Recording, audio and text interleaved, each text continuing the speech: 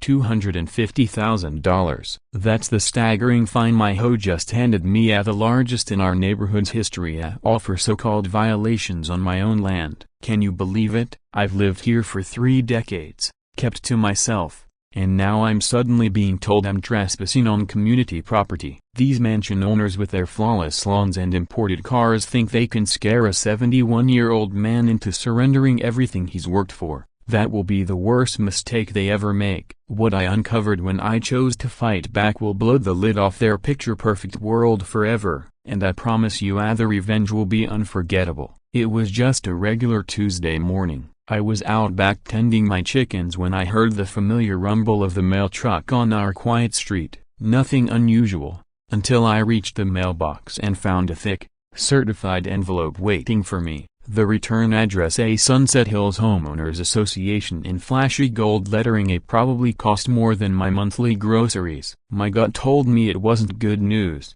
but I had no idea how deep the trouble would run. The envelope felt heavy, the kind of expensive stationery lawyers like to use when they're trying to intimidate you. I stood there staring at it in my driveway when Betty Harris from across the street waved. "Morning mail, Walter. Hope it's good news," she called. If only she knew. Inside was a violation notice that made my blood boil. They were fining me $250,000 for 3 major offenses: putting my fence beyond the property line, placing unauthorized structures in a setback area, and encroaching on community green space. What a load of nonsense. That fence has been in the exact same spot for 30 years, right where my father built it when this place was nothing but farmland. The unauthorized structures they mentioned: my tool shed, my chicken coop, and the small gazebo where my late wife Jan loved to spend her evenings. And the so-called encroachment was nothing more than my vegetable garden, where I've been growing tomatoes since before these mansion owners even knew what dirt under their fingernails felt like. But here's where things took a strange turn. Just 2 hours after I opened that letter,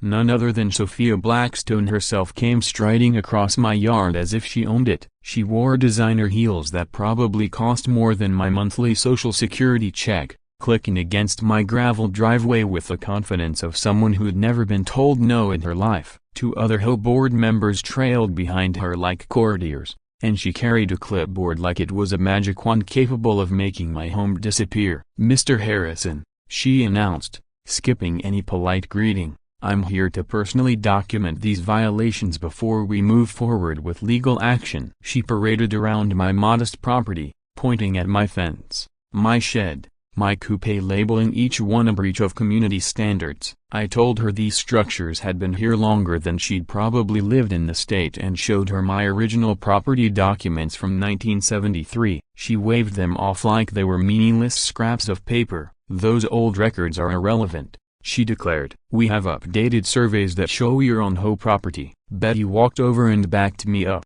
saying she'd seen that fence in the same place for the 25 years she'd lived across the street. But Sophia just smiled coldly and claimed we were both mistaken. Then came the threats, lawsuits, property liens, even a forced sale if I didn't comply within 30 days. Most people my age might have been rattled, but I spent 45 years in construction. I know when I'm being conned. The violation notice cited a survey from 2010, 5 years after the mansions were built. Why do a new survey once the houses are already up? As a retired surveyor, that question screamed trouble. I called Jim Patterson, an old friend and veteran property lawyer. One look at the papers and he whistled. "Walter, you need your own survey done immediately. This stinks to high heaven," he said. That evening, I dusted off the gear I hadn't touched since retirement: GPS units, measuring tools, metal stakes, everything I'd used for decades. If they wanted a fight over property lines,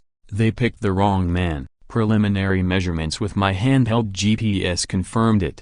My fence wasn't just correct, it was precisely aligned with the original property corners. Using a metal detector, I found the original survey stakes buried under the manicured landscaping of the surrounding mansions. And then came the real shocker. Those stakes suggested my land stretched far beyond my current fence, far enough to put some very costly neighborly features in question. I glanced over at Sophia's mansion, its infinity pool glittering in the sun, her tennis court perfectly lined, and then at the other palatial homes surrounding my modest house. It hit me, maybe I wasn't the one trespassing after all. What I was uncovering wasn't just petty hoe harassment. This was about to become the property battle of the century, and what lay hidden beneath those manicured lawns would stun the entire neighborhood. The next morning, I called the best independent surveyor in 3 counties, Jake Miller, and laid out the entire situation. Jake's been in the business almost as long as I have, and when I told him about the buried stakes and that suspicious 2010 survey, he went silent for a long moment. Finally, he said, "Walter, this is the sort of mess that makes lawyers rich and homeowners broke. But if you're right about those boundaries, we're looking at something far bigger than a fence dispute." He agreed to conduct a full-scale, 3-week survey of all 8 acres I owned, using every tool modern technology had to offer: a GPS base stations, high-precision laser measuring equipment, ground-penetrating radar, the works. If someone was trying to shrink my property on paper, we were going to prove the truth with technology that can't be argued with. That first week, I watched a master at work. Jake handled his gear with the focus of a surgeon, using my original 1970s ownership papers as the foundation for every measurement. We began by locating the property corners, comparing the old legal descriptions to GPS satellite data accurate down to the inch. Day after day, the evidence piled up, turning my hunch into hard fact. The GPS results showed my land stretched 50 to 75 feet beyond my current fence line in multiple directions. I'd been living on a fraction of what I actually owned, and more importantly,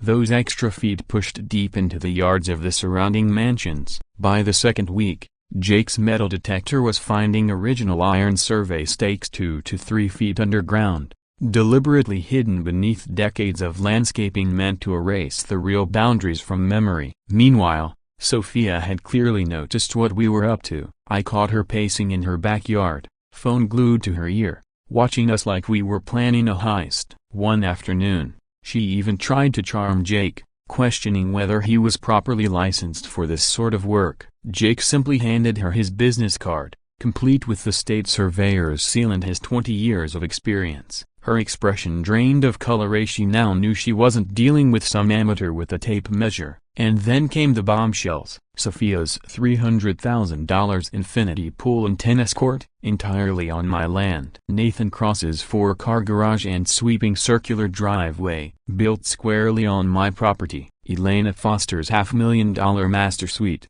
with a bathroom larger than my kitchen and a walk-in closet that could house a small family. Every inch of it mine. Jackson Murphy's outdoor kitchen and pizza oven, Bethany Wells's fountain and storybook gazebo, all sitting on property I had inherited from my father half a century ago. Jake kept shaking his head as he logged each encroachment with pinpoint GPS data and professional photos. "Walter," he said, measuring Sophia's pool area, "in 20 years, I've never seen trespassing on this scale across so many properties. This wasn't an accident. Someone knew exactly what they were doing when these houses went up." When we totaled it all, the scope was staggering.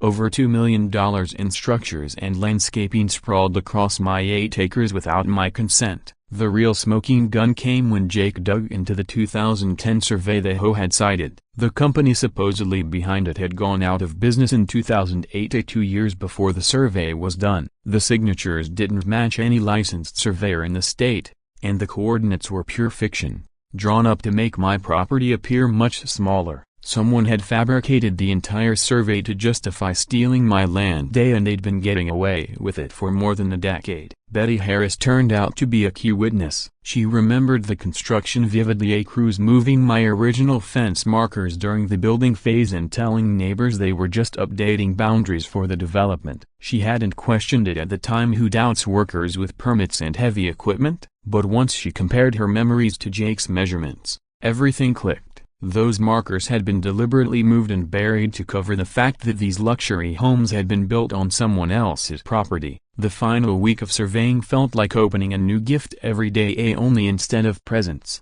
we were unwrapping undeniable proof. Jake's 40-page report included detailed legal descriptions, coordinate maps, photographic evidence, and GPS confirmation from multiple satellites. The conclusion was ironclad. Portions of all 5 mansions legally belonged to me. and my property deeds predated their construction by decades. Sophia's panic was becoming impossible to hide. She hired her own attorney, threatened to sue Jake's company, demanded second opinions, and even started hinting to anyone who'd listen that I was just a confused old man with a grudge. But Jake's instruments don't lie, and they don't care about reputations. They measure only one thing at a truth, and that truth was about to force 5 very wealthy neighbors into the most uncomfortable conversation of their lives. Holding Jake's 40-page survey in my hands felt like holding a live stick of dynamite with the fuse already lit. Every GPS coordinate, every legal description,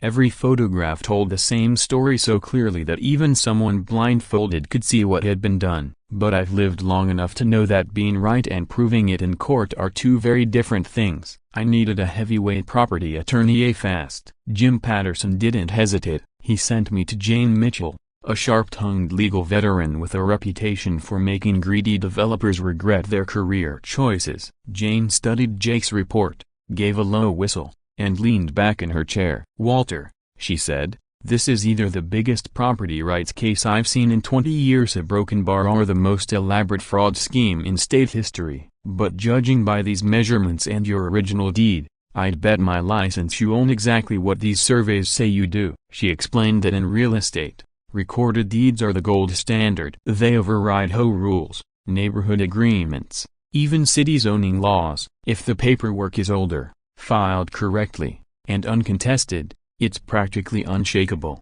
My 1973 deed wasn't just a piece of paper, it was legal gospel that had been ignored while millionaires built their luxury dreams on land that didn't belong to them. Jane's historical digging uncovered an even uglier truth. 15 years ago, when the mansions were approved, the building permits had been submitted using boundary maps that didn't match the county's official records. Someone in the development company had knowingly filed falsified surveys to get permission for construction that crossed onto my land. The county recorder confirmed my deed was authentic, properly filed, and had never been challenged. Meanwhile, the infamous 2010 survey the HOA used against me turned out to be a total fabrication, filed by a shell company tied to the original developer, complete with forged signatures and fake coordinates. While I was shoring up my legal position, Sophia was waging her own campaign to make my life miserable. She filed noise complaints about my rooster crowing at dawn. She reported my chicken coop to code enforcement for violating residential zoning. She even called the health department over my compost pile. Every day brought another certified letter,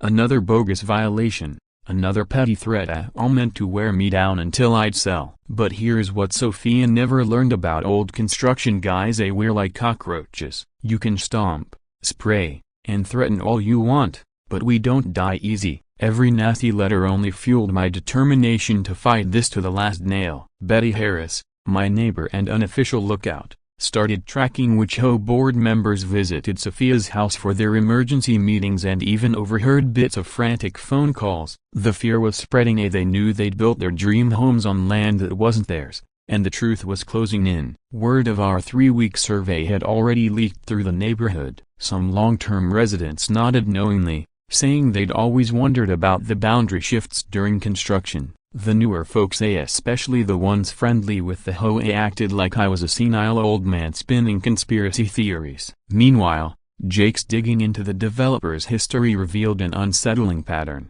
This wasn't their first time pulling this stunt. In at least 3 other upscale neighborhoods, they'd filed bogus surveys, shifted boundary markers, and then written HOA rules to make the theft look legitimate. The victims were almost always older property owners, the kind less likely to fight in court, who eventually sold out for pennies after years of harassment. I wasn't their first target, a broken bar, just their first target with decades of professional surveying experience. Then came the moment Sophia's desperation showed its true face. She arrived at my door holding a cashier's check for $50,000, flashing that polished, insincere smile wealthy people wear when they think money can erase wrongdoing. "Walter," she said sweetly, "surely we can resolve this like civilized adults. This is a generous offer for a simple boundary dispute." I looked at the check, then at her, and replied with the sentence that likely sealed both our fates. "Lady, I don't take money from people who've been stealing my land for 15 years. If anyone's paying anyone,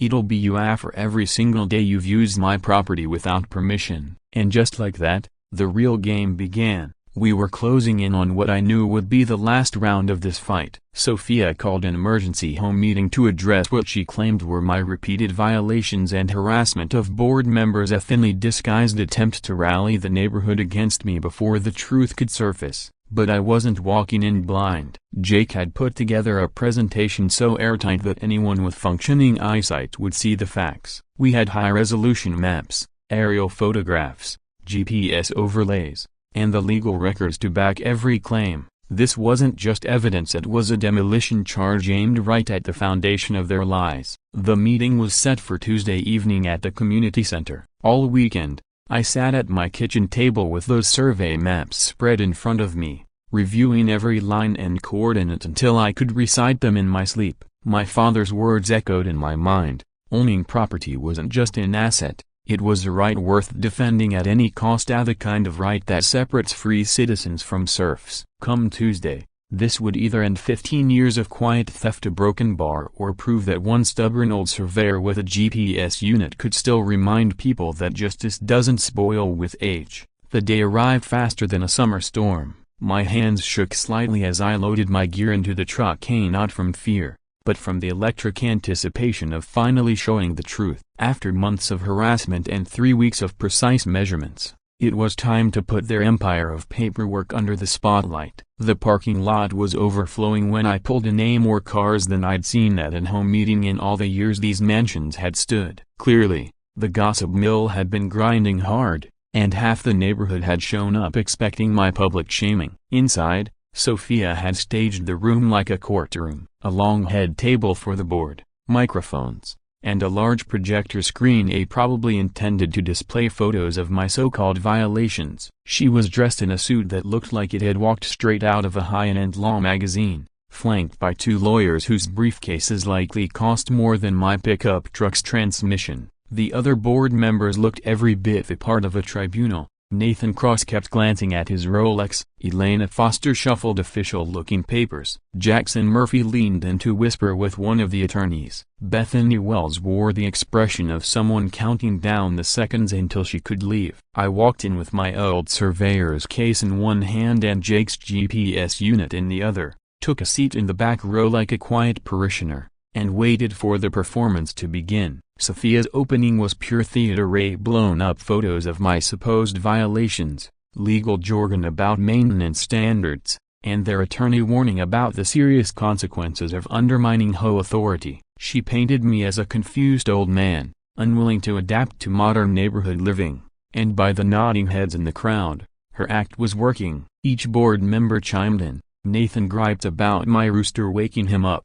as though crowing at dawn was beneath his 4-car garage lifestyle. Elena warned my vegetable garden was drawing in wildlife that might disturb her perfect landscaping. Jackson complained my tool shed ruined the neighborhood's aesthetic standards. Bethany raised safety concerns over my chicken coop. Their lawyer wrapped up by suggesting my resistance was not only misguided but borderline criminal. When Sophia finally called my name, the silence was thick enough to hear the click of my knee joints as I stood. I walked to the front, methodically connected Jake's laptop to their projector, and placed the GPS unit on the table like a piece of courtroom evidence. "Folks," I began, scanning faces that expected a man about to beg for a leniency, "I've been a professional surveyor for 45 years. Tonight, you'll see the difference between accusations of broken bar and measurements." The first image on the screen was a drone shot of the entire neighborhood, bright red GPS-confirmed boundary lines slicing across the properties. The sound from the audience was one collective gasp,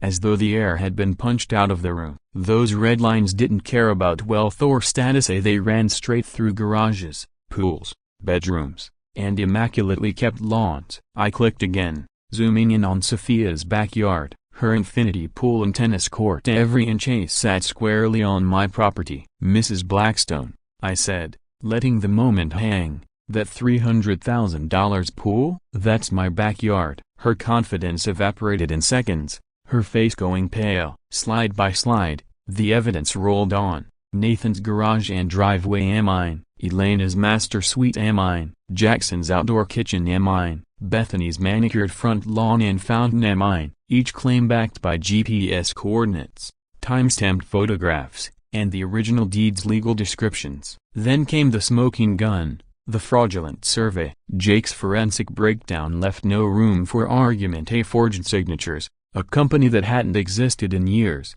and coordinates deliberately altered to shrink my recorded boundaries. Someone, I said, locking eyes with the board, created a false survey to justify taking my land, and they've been doing it for over 15 years. Betty Harris rose from the audience, confirming my story and recalling exactly how the construction crews had pushed into my property all those years ago. Betty described how the crews had quietly shifted boundary markers years ago, telling neighbors they were simply updating property lines for the new development. Had started nodding around the room as other longtime residents spoke up with their own memories of that construction period. Piece by piece, a picture emerged of a calculated scheme that had fooled nearly everyone. The energy in the room shifted. Skepticism gave way to shock, then to outrage, as people began to grasp that they'd been living beside the largest land grab in the county's history. Sophia's composure cracked. Her attempts to poke holes in my evidence collapsed faster than a wet cardboard box.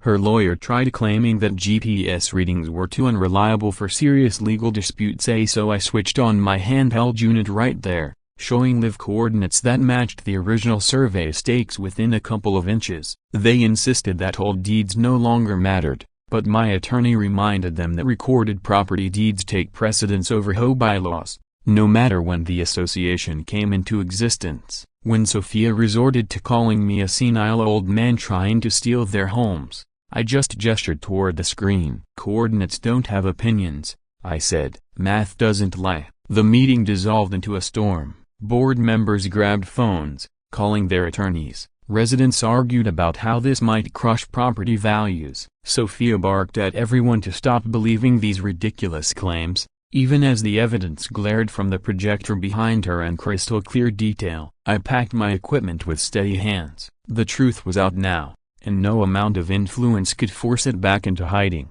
The GPS numbers didn't lie, and 5 mansion owners had just been served the reality they feared most. Still, I knew people with that much to lose might go to extreme lengths to protect it. Whatever Sophia did next would either salvage her reign or burn it to the ground. The morning after that explosive meeting, my phone was ringing before the rooster had finished crowing. Jane Mitchell's voice was on the line with news. Sophia had hired the most expensive property litigation firm in the state, had the sort of attorneys who charge more in an hour than most people earn in a week. "Walter," Jane said, "this is going to be a war. We could be in court for months, a broken bar, maybe years. Are you ready for that?" I thought about my late wife, Jane, who always said some fights are worth the cost. I told my attorney to do whatever was necessary to defend my rights. She filed a formal property boundary dispute in County Superior Court, asking for a declaratory judgment on ownership, backed by recorded deeds and professional surveys. Within 2 days,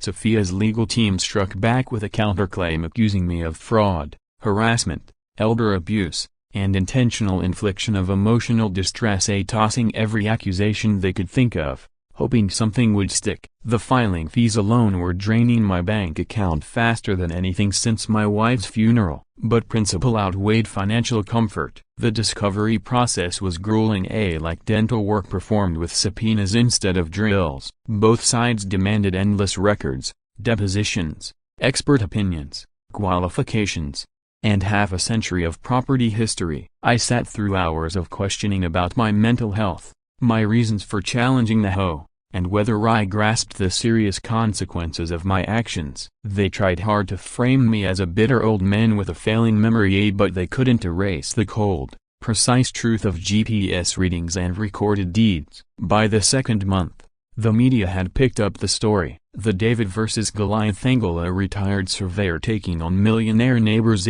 spread beyond our county. Property rights advocates reached out. Elderly homeowners called with their own horror stories. Real estate lawyers from 3 states wanted to talk about similar cases they'd fought. I hadn't asked to be the face of a cause, but sometimes life drafts you into roles you never saw coming. The expert witness battles turned into a duel between old-school surveying and high-priced legal spin. Sophia brought in her own surveyor, who argued that satellite positioning was too inaccurate for boundary disputes and that traditional methods should rule. Jake's rebuttal was surgical. He brought GPS technology experts who explained the science, demonstrated the precision, and showed how our readings matched the original stakes to within inches. When facts met wishful thinking, the facts won. By month 4, settlement talks began more like ransom negotiations than legal discussions. Sophia's team floated $50,000, then $100,000, and finally $200,000 for me to sign away any claim to the disputed land. Every offer came with polite threats about the crushing costs of a long legal fight and warnings about older folks who got in over their heads. I refused every time. I don't sell stolen property, I told them. The financial strain was real. Legal bills had passed $75,000, forcing me to dip into savings meant for my grandchildren. But whenever doubt crept in, I'd walk to my fence line and stare at those sprawling mansion additions sitting on what I knew beyond all argument was my land. I'd stand at the edge of my land, looking at those sprawling additions that spilled over the line, and my resolve would set like concrete baking under the August sun. This fight wasn't about money anymore. It was about whether property rights meant anything when the wealthy decided they could simply take what you owned. By the 6th month, the pre-trial motions were like watching high-stakes chess played with million-dollar consequences. Lawyers sparred over the admissibility of evidence, the qualifications of expert witnesses, the proper standards for surveyor methodology, and whether GPS readings could legally settle boundary disputes. The State Surveyor Association filed a brief supporting my case, declaring GPS surveying the most precise method available to the profession. Property rights advocates joined in, warning that letting the rich ignore recorded deeds would erode the very foundation of land ownership in America. Sophia's desperation became impossible to hide. As her legal options dwindled, she tried one last time to buy her way out, offering me $2 million for my 8 acres, nearly quadruple its appraised value. Her lead attorney leaned across the settlement table. "This is an extraordinarily generous offer for property valued at $500,000. Surely you see the wisdom in avoiding the uncertainty of trial." I met Sophia's gaze, her forced composure betraying the fear of losing part of her dream home, and gave my answer. This was never about money. Property lines don't move just because someone builds an expensive house over them. By month 8, preparing for trial felt like gearing up for a championship game where the scoreboard was measured in GPS coordinates and deed records instead of touchdowns. Witness lists were finalized, exhibits prepared, and jurors selected for what had become the most closely watched property rights case in state history. The courthouse expected crowds, media attention, and legal observers from across the region. Jake was ready with detailed testimony explaining GPS methodology and modern surveying standards. Jane had pieced together a powerful presentation spanning 50 years of ownership from my father's original purchase to the fraudulent survey that sparked this entire fight. The night before trial, I sat at my kitchen table, survey maps spread where my wife once served Sunday dinners. We were up against some of the wealthiest people in the county and the kind who could drag out legal battles until ordinary folks went broke. But we had what they couldn't buy: the truth, backed by satellites in orbit and property deeds recorded half a century ago. When the trial began, the courthouse looked more like the site of a celebrity scandal than a neighborhood dispute. News vans crowded the street, property rights groups rallied on the steps, and spectators packed the gallery hours before the session. I sat in my truck a moment before heading in, thinking about how a simple boundary disagreement had turned into the case of the decade. My hands were steady. 45 years of reading surveys and holding my ground against construction bosses had prepared me for worse. Judge Margaret Chen, a veteran of property law with a reputation for slicing through legal theatrics, opened by noting the case's significance, the precedent it could set for using GPS in boundary disputes and weighing recorded deeds against modern development practices. Sophia's legal team, 3 attorneys in tailored suits, took the first shot. They claimed my survey was flawed, that GPS was too unreliable for determining property lines, and that practical considerations should outweigh measurements when luxury homes were at stake. Their experts suggested GPS readings could drift, that all surveys carried unavoidable error, and that property boundaries had shifted through decades of accepted use. They painted me as an aging, confused man clinging to outdated legal ideas and threatening the investments of law-abiding citizens who trusted developers. Jane's opening dismantled their position with surgical precision. She explained GPS technology in plain terms: multiple satellites, ground control points, accuracy within inches, far beyond what was possible when the properties were first platted. Then Jake took the stand. His live demonstration of GPS coordinates matched original survey stakes buried for decades. He explained why satellite positioning is the gold standard for determining boundaries today. The turning point came when Jake revealed his forensic analysis of the 2010 survey at the so-called proof Sophia's camp relied on. Its coordinates were mathematically impossible. Signatures belonged to surveyors long dead. The company that supposedly filed it had been defunct for years.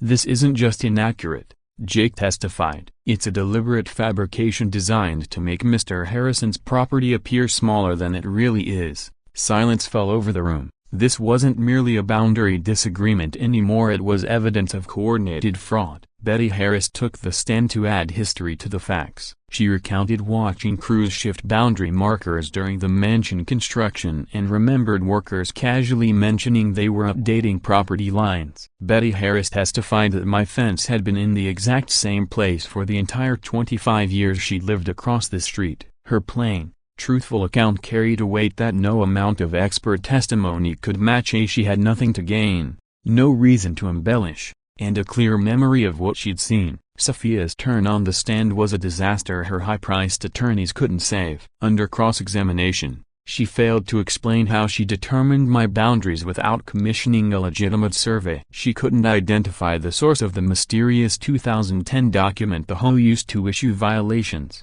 nor could she justify why her organization had never once contacted me before hitting me with $250,000 in fines. When Jane asked point-blank if she knew the 2010 survey was fraudulent when the HOA relied on it, Sophia's stammering non-answer made it clear to everyone in the courtroom she'd been caught. When I testified, it felt as though every one of my 45 years in the field was speaking for me. I explained how GPS had transformed surveying accuracy, showed why Jake's equipment was beyond reliable, and walked the jury through the mathematical certainty of satellite positioning. Sophia's lawyer tried to paint me as a bitter old man targeting my wealthy neighbors, but I looked straight at the jurors and told them, I'm not here to hurt anyone. I'm here to protect the land my father left me, and I'm proving where the boundaries are with the best technology we have. The jury deliberated for 2 days, 2 of the longest days of my life. Jane reminded me that property disputes often take time because they can set far-reaching precedents. Jake kept busy reviewing his data,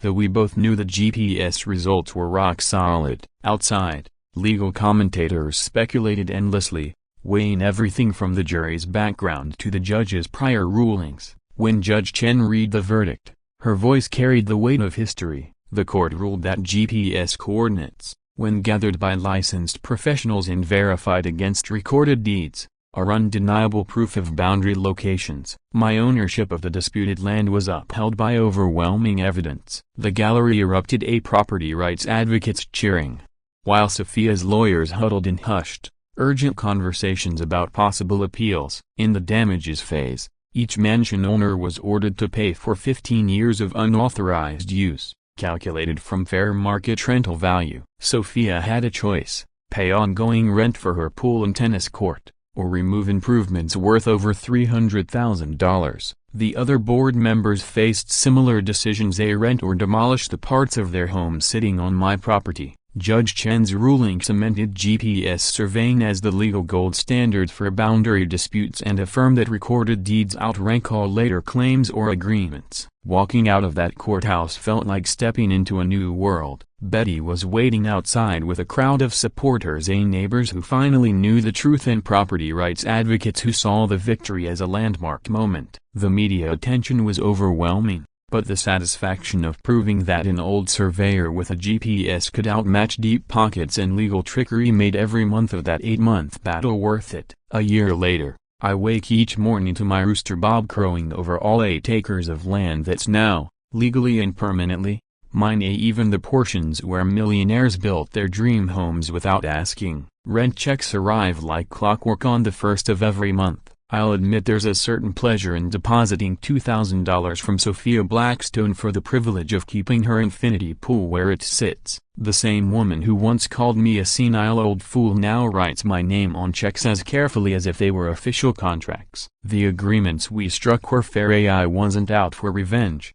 just justice and proper compensation. Nathan Cross pays $1,500 a month to keep his 4-car garage, admitting it's cheaper than tearing it down and starting over. Elena Foster pays $2,500 for the master suite that now comes with a lease, making me the landlord of the most expensive bedroom in the county. Jackson Murphy's $1,800 monthly payment keeps his outdoor kitchen operational so his dinner parties can continue, though guests now get regular updates on his unusual landlord situation. Bethany Wells found the most creative solution. She moved her fountain and gazebo entirely onto her own land, then arranged a $1,200 monthly lease for front yard access so she could still reach her front door. The move took 3 months and cost nearly as much as 2 years of rent, but she said avoiding the principle of paying to live in her own home was worth it. I respected her decision. She handled things with more dignity than the rest of the board combined. Betty Harris, now my unofficial property manager, coordinates maintenance issues and acts as a go-between for me and my wealthy tenants. She's got a knack for keeping conversations focused on solutions rather than grudges. When Sophia's pool pump failed last spring, it was Betty who negotiated a cost-sharing agreement that kept everyone satisfied. That cooperation ended up saving everyone money and keeping the neighborhood at peace. Betty's vegetable garden now stretches onto a slice of the land I reclaimed, and we've turned part of it into a shared community garden where neighbors can rent small plots to grow their own organic produce. Every so often, a local news crew still checks in to see how the boundary battle that changed everything is holding up. I've become used to explaining how GPS technology solved what common sense should have prevented in the first place. Law schools now use Harrison v. Sunset Hills as a textbook example of how modern surveying can settle disputes that would have dragged on for decades under traditional methods. Jake Miller's business exploded after our win. Property owners from 3 different states now call him for GPS boundary surveys. My speaking engagements at surveyor conferences and property rights events have introduced me to older homeowners across the country dealing with the same ugly pattern. Wealthy developers or pushy hoes trying to pressure them into selling for less than market value. Now there's a clear plan for fighting back. Get a certified GPS survey, dig into historical property records, and don't let expensive lawyers scare you out of what's yours. The tools to prove ownership beyond doubt already exist. The real challenge is having the backbone to use them. Winning this case also brought unexpected personal benefits. My modest retirement life has gotten a comfortable upgrade, a new truck that drives like a dream, a house renovation that's made everything easier, and even a scholarship fund for surveying students at the local technical college. But the best change has been the respect I've earned from a community that once saw me as an old crank standing in the way of progress. The biggest surprise has been Sophia. Paying rent every month seems to have taught her more humility than decades of privilege ever did. She still lives in her mansion with that infinity pool, but her attitude toward neighbors has shifted. Just last month, she asked for my opinion on a fence line question 8, treating my expertise with the respect it deserved from day one. Our annual GPS verification surveys have become a small neighborhood event. People gather to watch as we confirm that the satellites agree with the property lines set half a century ago. Some newer homeowners have even hired Jake to survey their lots, finding minor encroachments and easement issues that are far easier to fix now than in court later. My late wife used to say, "Prevention is worth a pound of cure," and after 8 months of legal warfare, I know she was right. The shared maintenance arrangements have fostered a sense of responsibility that's made the whole neighborhood better. My tenants take excellent care of the structures they rent from me, knowing that upkeep protects both their investments and our working relationship. I've learned more about pool systems and tennis court upkeep than any retired surveyor probably should have, but I take a quiet satisfaction in seeing these expensive features cared for by people who now understand they're on borrowed land. Teaching weekend classes on GPS technology and property rights at the community college has connected me with young students who see surveying as a cutting-edge career, not an outdated trade. They get that property rights are the bedrock of economic freedom, and that surveying is the guard at the gate. My daily life is peaceful now, filled with small victories. Morning coffee on the porch while checking on the improvements my tenants maintain. Evening walks along a fence line backed by GPS-confirmed certainty. The land my father bought, and my wife cherished, is now legally untouchable for the family members who will inherit it, protected by a precedent that makes future disputes far harder to win. From a $250,000 harassment letter to steady rent checks from millionaires, I've learned that the best defense against bullies is knowing your rights and having the guts to fight for them. My GPS equipment and decades of experience were the tools that beat wealth and legal intimidation, but the deeper lesson is that age isn't weakness. It's the wisdom to stand your ground. Sophia and her board learned the hard way that property lines don't move just because you wish they would, and sometimes the quiet old guy next door knows exactly what he's doing. Here at HOA Stories, we believe every David deserves the chance to beat their Goliath. Walter Harrison proved that experience, persistence, and plain honesty can win against wealth and intimidation. His story shows that standing up for what's right isn't always easy, but it's always worth it. Whether you're up against a shady hoe, a dishonest neighbor, or anyone trying to take what's yours, remember Walter's approach: document everything, know your rights, and never back down without a fight. If this tale of justice and sweet payback fired you up, hit that like button and tell us in the comments what you think about Walter's victory. Have you ever fought to protect what's yours? Has someone tried to cheat you out of your property? Share your own David versus Goliath story. We love hearing how ordinary people triumph over impossible odds.